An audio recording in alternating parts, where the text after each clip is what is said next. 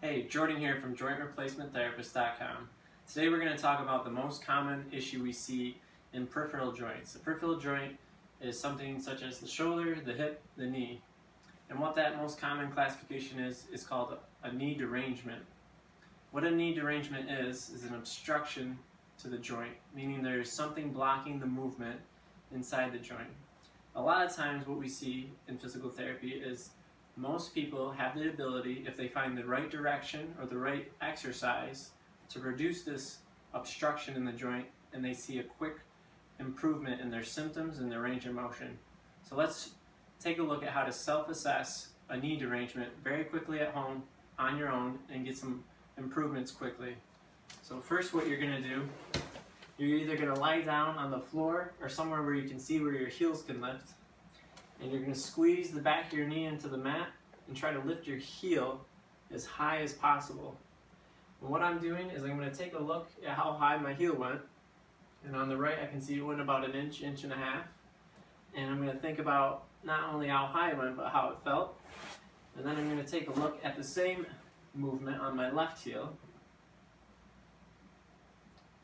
And what you'll see, if there's usually the symptomatic side or the side that has pain, won't go as high. And that could be an example of a knee derangement. So that's the most common issue that we see in the knee. So what's the most common exercise that helps with the knee derangement?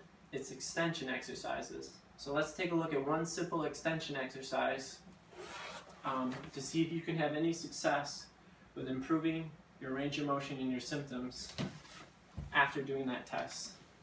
So the exercise I'm going to have you do is pretty simple.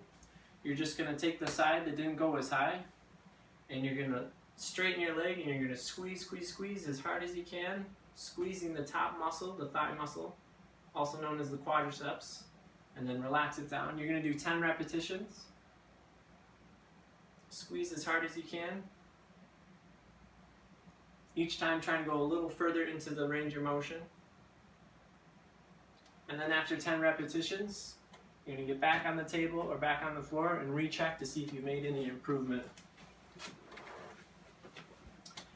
So if one side was restricted before and now you squeeze down and you see that the heel's raising a little higher, what you've done is you found a movement or an exercise that helps, and you're going to start doing that exercise 2 sets of 10, so 10 repetitions every 4 hours.